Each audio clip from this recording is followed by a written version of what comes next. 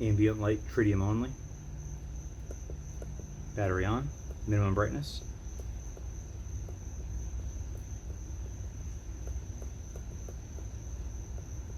Maximum brightness. The Trijicon TriPower is something of myth and legend. It's something old, yet still somehow so new. That's primarily because you don't see these, ever. I didn't even know it was a thing until one of my Patreon providers reached out to me and said, hey, I got something that's really unique and special.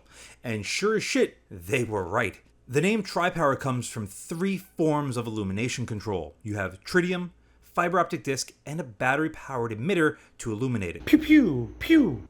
I've always said that Trijicon should put on their AccuPoint series of scopes, basically everything with a tritium emitter inside of it. Pew pew, pew. A little tiny illumination setup, so this way you could have a tritium-powered scope and be able to use it like a red dot as seen here.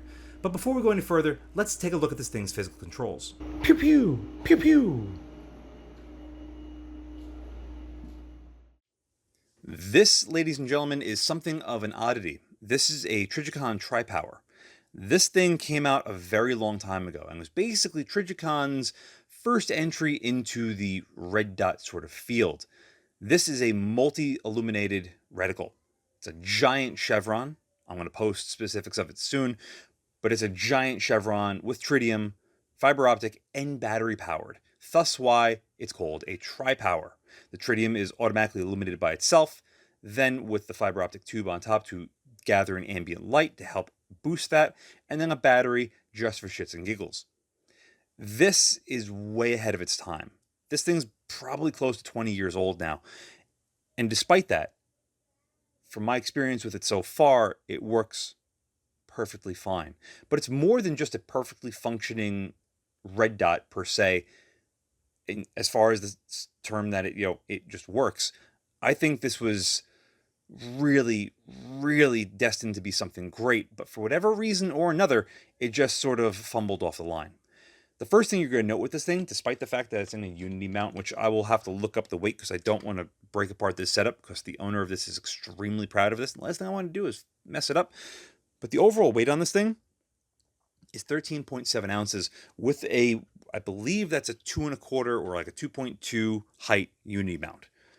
If you want something of similar size and weight, the LP1 from Lead and Steel comes in about an ounce lighter, but as far as the overall height goes, there's a big difference between these two. As far as what there is to talk about on the exterior on this thing, there isn't really a whole lot. You have a battery compartment, you have 3 buttons, and you have your windage and your elevation. This is a standard 30mm tube, which is very smart of them to do. We will crack open the battery compartment first, which is really easy to get to because it's got this giant thumb screw, that giant red O-ring, and a battery that doesn't want to come out. You might hear my son babbling in the background. He's so loud, even through 2 closed doors. All right, that's not going to come out. I don't want to pull that out. You might be able to see it's a DL1/3N. It's a Duracell 3-volt, and it's made in Japan. As far as the buttons on top, very clearly labeled. Power in the middle,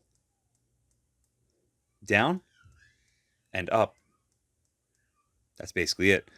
Easy to figure out which one is which. You could do this blindfolded. As long as you remember, it's power in the middle, down to the left, up to the right. Really good sounding push button to it. It's got a real nice satisfying click. It feels and sounds sensational. And it's just easy enough to go power on. I need more brightness. You go up, and it's just that easy. As far as your controls, very old school, using a regular screwdriver for your windage and your elevation, but for your elevation, good solid click. Good sound to it. Not so much a good feel, but you can notice it through your fingertips when you're making a minor adjustment.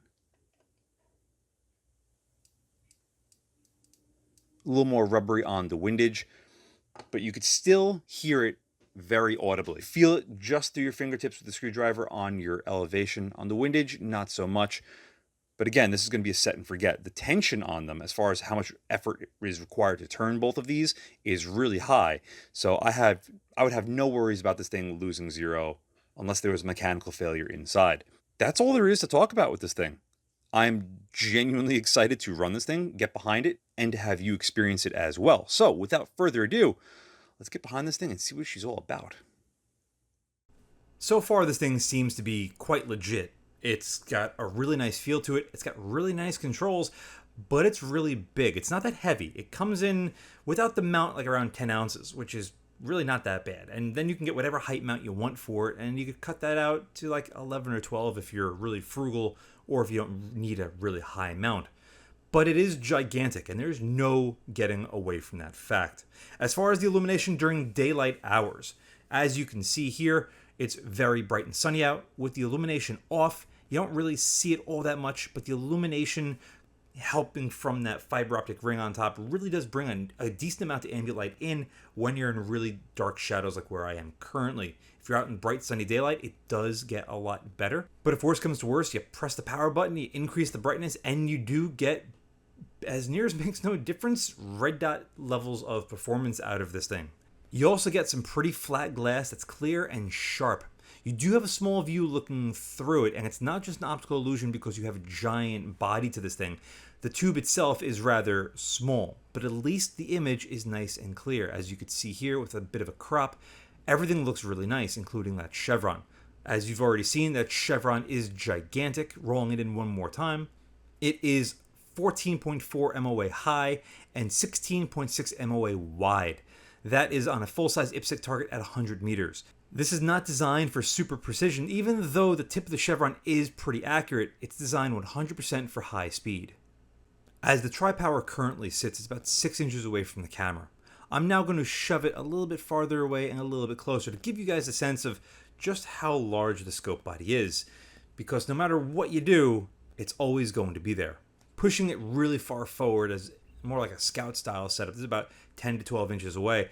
It does seem a little bit better, believe it or not, but it still detracts from the entire experience a good bit.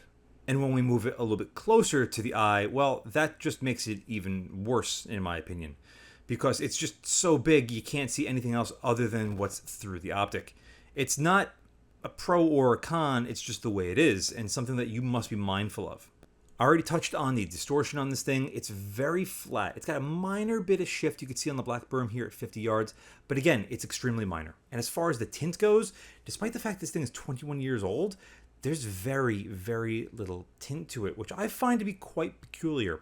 I don't know if this came first or the MRO came first, but this is vastly superior to what the MRO is. As far as tint and distortion, the image on it is about as good as you can get sharpness-wise. There's a little bit of a parallax shift, but it's so little, it rivals that of today's modern stuff, surprisingly enough.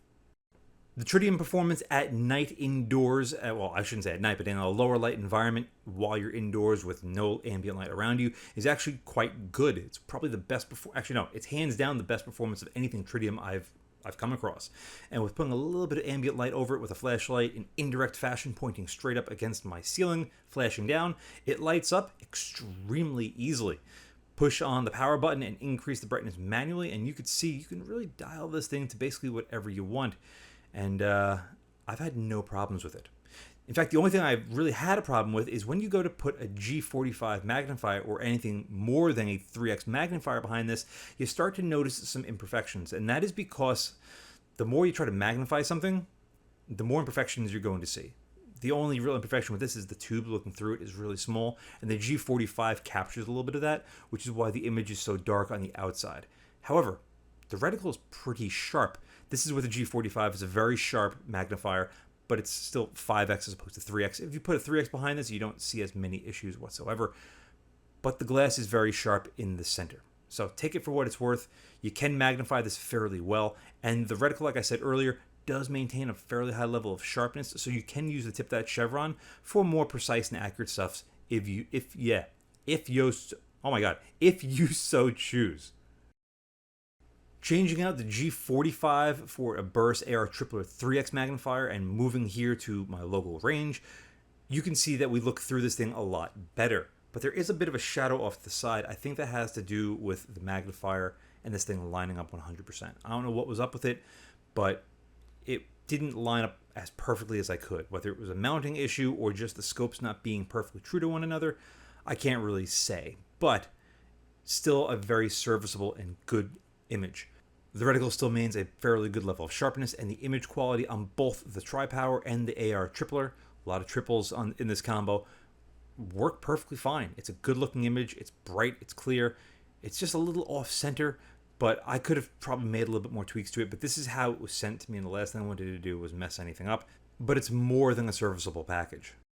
Let's take a look at passive aiming through this thing with NightVision. This is a Gen 3 phosphorus green tube. I do not have the specs on everything, but it's a pretty damn good looking tube and it works very well.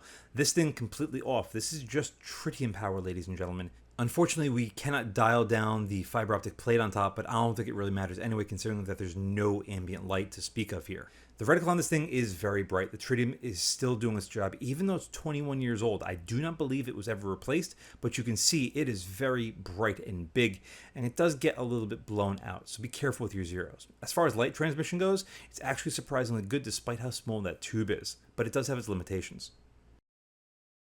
Limitations being mostly the view looking through it. The first comparison I'm going to make against the TriPower is the UH1 Gen 2. The Gen 2 UH1 is a vast improvement over the Gen 1, and if you've never seen those videos, go check them out because the Gen 2 is the only one to get. The price on the Gen 2 is between $500 and $600. It really does fluctuate from time to time. As far as the price on the TriPower, there's one website that I found that claims that they have them in stock for like around $600. I don't know if I believe that though. I believe the owner of this paid like around $900 for his, but I don't know if that includes the Unity mount or not. The Unity mounts are like between $200-300. So if that's true, if it's $900 for a TriPower and $600-ish for UH1 Gen 2, that's a big price discrepancy. But these aren't really the same style of scope. I mean, what could you really compare against the TriPower other than like an 8-point M5, which I don't have? Maybe a Holosun 515, I could have done that, but you're spending big boy bucks, you're going to buy a big boy optic, and the UH1 Gen 2 is a pretty big boy optic in my opinion. Both of them have very flat clear glass, about the same level of tint. The reticles are completely different, but they're both usable and serviceable in their own way. I think the TriPower is really cool. I love the fact that it's got those the three style of illuminations going on. I wish Trijicon had been doing that for all of their stuff, or continues to bring it out. I think it'd be really cool, but I'd have to go with something like the UH1. It is a better looking optic, both looking through it, looking at it from a standpoint, from the exterior. It's got nicer controls, even though the controls in the TriPower are fine. The UH1 just is a lot more polished, and I like having a larger window with less of the scope body being seen. However, if someone gave me a TriPower and said, here you go, have fun with this, I would absolutely love the thing. But if I'm going to buy one of these, I'm going with the UH1. Or maybe I want to spend my money elsewhere and pick up something that's a little bit cheaper than something like the UH1, but it's like the UH1, not exactly the UH1. And that's going to bring in my next comparison. It's going to be the Lead and Steel LP1. The LP1 is another closed emitter red dot, and it comes in for like around the $300 to $400 price point. Again, depending on where you buy it from. You should be buying these basically from Lead and Steel, and sometimes they run really good sales, and they do now offer the auto shutoff and shake awake basically, which is really nice. And again, comparing these two side by side, there's no comparison for looking through them. They both have really good glass that magnifies extremely well, but getting behind an LP1 really does change people's perspectives on it because it's got such good clarity to the glass. There's zero tint to my eye, very little parallax, and the reticle is very nice. It's as close to being an EOTech reticle without being an EOTech reticle. But for a lot of people that look at holographic sites such as an EOTech, they might see some graininess to it, and that might not work for them well if they have an astigmatism or if they have problems with their eyes. Something like the LP1 is a more traditional red dot, so maybe that might work better for them. But there's also a fairly large price discrepancy, so it can go either which way. I'm mainly throwing this comparison in here just to give you guys something else to look at because the LP1 is really good, but the TriPower is also really good. Looking at these two side by side, magnified on the same range at roughly the same time of day but different time of year, they're both really, really good. Different magnifiers, of course, but you can't really argue with either one of these optically. Reticles, yes. Overall controls, fit and finish, yes. But there's nothing that really compares with the TriPower, again, except for the other options that I had already said.